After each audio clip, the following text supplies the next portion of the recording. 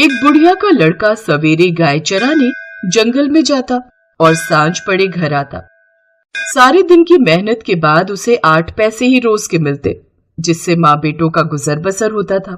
बुढ़िया का चौथ माता की कहानी सुनने का और व्रत करने का नियम बराबर चलता था। वो बुढ़िया व्रत के रोज 5 लड्डू बनाती, 2 चौथ के और 2 विनायक के और 1 अपना। इस तरह नियम पालन करने से वो मोटी होती जा रही थी। ये देखकर आस पड़ोस की औरतों को उससे जलन होने लगी। उन्होंने मिलकर उस बुढ़िया के लड़के को बहकाना शुरू कर दिया। लड़के ने सोचा, मैं तो सारा दिन मेहनत करके सूखी रोटी खाता हूँ और ये घर बैठी बैठी लड्डू खाकर मोटी ताजी हो रही है। इस सोच के कारण वो एक दिन गाय चराने नहीं गया और छुप कर बैठ गया। उस दिन चौथ था। बुढ़िया 2 पैसे का घी ले आई, सदा की तरह 5 लड्डू बनाए और भोग लगाया। लड़का चुपके चुपके सारी बातें देख रहा था। दूसरे दिन वह बुढ़िया से बोला, माँ, मैं कमाने जाऊंगा। यहाँ थोड़ी कमाई है, इसलिए किसी दूसरी जगह जाकर कमाई करूंगा। बुढ़िया ने समझाया बुझाया पर वो नहीं माना, तो बुढ़िया ने हाँ भर दी। बुढ़िया ने जाते समय कुछ अनाज के दाने और 1 पानी कलशी अपने बेटे को दी। इनसे वो रोज कहानी सुना करती थी। जाते वक्त बुढ़िया ने समझाया कि ये दोनों चीजें तेरी संकट में सहायता करेंगी, सो सदा इसे अपने पास संभाल कर रखना। सवेरे ही उस बुढ़िया का लड़का चल पड़ा। चलते चलते रास्ते में एक नदी आई। पार जाने का कोई रास्ता नहीं था। बुढ़िया का लड़का बड़ा दुखी हुआ। बुढ़िया की बात याद करके उसने हाथ में अनाज के दाने लिए और विनती की, हे चौथ माता, मेरी माँ मेरे लिए ही तेरा व्रत करती थी, तो इस नदी का पानी कम हो जाए और मुझे पार जाने का रास्ता मिल जाए। इतना कहकर उसने कलश में से पानी लेकर छींटे दिए। उसे रास्ता मिल गया। नदी का पानी कम हो गया और लड़के ने रास्ता पार कर लिया। कुछ दूर चलकर जंगल पड़ा, जहां उसे शेर को देखकर तो लड़के के होश ही उड़ गए। उसने झट से अनाज के दाने हाथ में लिए और विनती की, हे चौथ माता, अगर मेरी माँ ने मेरे लिए व्रत किए हैं तो यह शेर गाय बन जाए। पानी के छींटे देते ही शेर गाय बन गया और चढ़ने लगा। लड़का आगे निकल गया। सांझ होते ही एक गांव में जा पहुंचा। गांव में घुसते ही एक बुढ़िया का घर आया। अंदर जाकर उस लड़के ने बुढ़िया से रात बिताने के लिए जगह मांगी। बुढ़िया ने दया करके हाँ भर दी। वो लड़का वहीं ठहर गया। रात को उसने देखा कि बुढ़िया बालपुए बनाती जा रही है और रोती जा रही है। लड़के ने अचंभित होकर बुढ़िया से पूछा, बुढ़िया माई, क्या बात है? बुढ़िया माई ने बताया, बेटा, यहाँ का राजा 6 माह एक पकवान बनाता है। उसके पकाने के लिए हर बार एक आदमी की बलि दी जाती है और उसका नियम ये है कि बारी बारी से हर घर का एक आदमी लिया जाता है। आज मेरे 7वें लड़के की बारी है। उसको आज मालपुआ खिलाऊंगी। सुबह होते ही राजा का बुलावा आ जाएगा।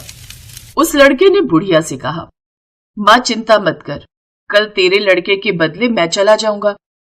बुढ़िया ने कहा, दूसरे के बदले कौन मरता है और मैं तुझे क्यों भेजूं? लड़के ने कहा, नहीं, मैं तो जाऊंगा। ला मां, मालपुए मुझे खिला। सुबह होते ही राजा का सिपाही आया। बुढ़िया ने उस लड़के को उठाने के लिए बर्तनों की आवाज की और बड़बड़ाना शुरू कर दिया। लड़के की आंख खुली। वो बात समझ गया और जाने के लिए तैयार हो गया। जाते वक्त उसने अपनी लाठी और कंबल बुढ़िया को देते हुए कहा, माई, मैं आकर ले जाऊंगा। बुढ़िया ने कहा, मैं संभाल कर तो रख दूंगी, पर मैंने तो जाते हुए को आज तक वापस आते नहीं देखा। पर यदि तुम विश्वास रखते हो तो ठीक है, भगवान तुम्हारी रक्षा करे। लड़का वहां से चला गया और उस जगह पर जाकर लड़के ने देवताओं को याद किया और अनाज के दाने निकालकर पानी की घंटी दी और चौथ विनायक को याद करके अपने चारों तरफ देखा और एक चौकी पर बैठ गया। गजावा चीन कर आवाज लगा दी गई।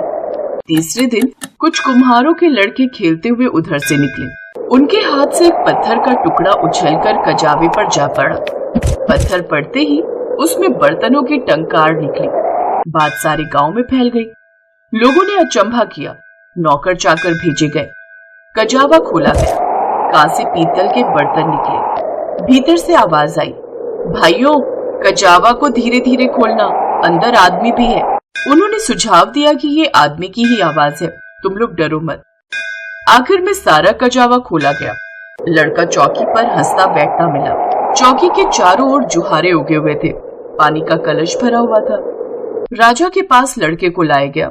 राजा ने सारा किस्सा सुनना चाहा। लड़के ने बताया कि मेरी माँ चौथ विनायक का व्रत करती थी और उसी ने आते वक्त मेरी रक्षा के लिए ये अनाज और पानी का कलश दिया था। राजा ने भाग्यवान लड़का देखकर अपनी लड़की का विवाह उससे कर दिया और चौथ का व्रत करने का ढिंढोरा पिटवा दिया। कई दिन बीत गए। राजा के बेटों की बहुओं ने ननद को ताना मारा कि बाई जो पेट से निकले हांडी से नहीं। राजकुमारी ने अपने पति से कहा, माए जहां मायका और सास जहां ससुराल। लड़का भी बात समझ गया और उसने राजा रानी से आज्ञा मांगी और राजकुमारी को लेकर अपने गांव की ओर चल पड़ा। गांव के पास पहुंचते ही देखने वालों ने बुढ़िया को खुशखबरी दी। बुढ़िया को विश्वास नहीं हुआ। उसने उपलों के ढेर पर चढ़कर देखा, बेटा बहू आते दिखाई दिए। बुढ़िया ने चौथ विनायक को बार बार नमस्कार किया। बेटे बहू ने आकर बुढ़िया के पैर छुए। घर में आनंद छा गया। गांव भर में चौथ के व्रत का ढिंढोरा पिटवाया गया। सभी कोई व्रत रखे कहानी सुने। सकट चौथ का व्रत कृष्ण पक्ष चौथ को किया जाता है। इसी दिन विद्या, बुद्धि, वारिधि, गणेश तथा चंद्रमा की पूजा करनी चाहिए। दिन भर व्रत रहने के बाद सायंकाल चंद्र दर्शन होने पर दूध का अर्घ्य देकर चंद्रमा की विधिवत पूजा की जाती है। पुत्रवती माताएं पुत्र तथा पति की सुख समृद्धि के लिए व्रत रखती हैं। इस विधि से करें पूजा। सकट चौथ के दिन ब्रह्म मुहूर्त के दौरान स्नान कर स्वच्छ वस्त्र धारण करें। बच्चों की लंबी उम्र के लिए सकट माता की पूजा करें। चंद्रोदय के समय चंद्रमा को अर्घ्य अर्पित करें और चंदन, फूल, धूप, दीप और नैवेद्य चढ़ाकर सकट माता की पूजा करें। सकट चौथ व्रत की कथा जरूर पढ़ें और पूजा समाप्त करें।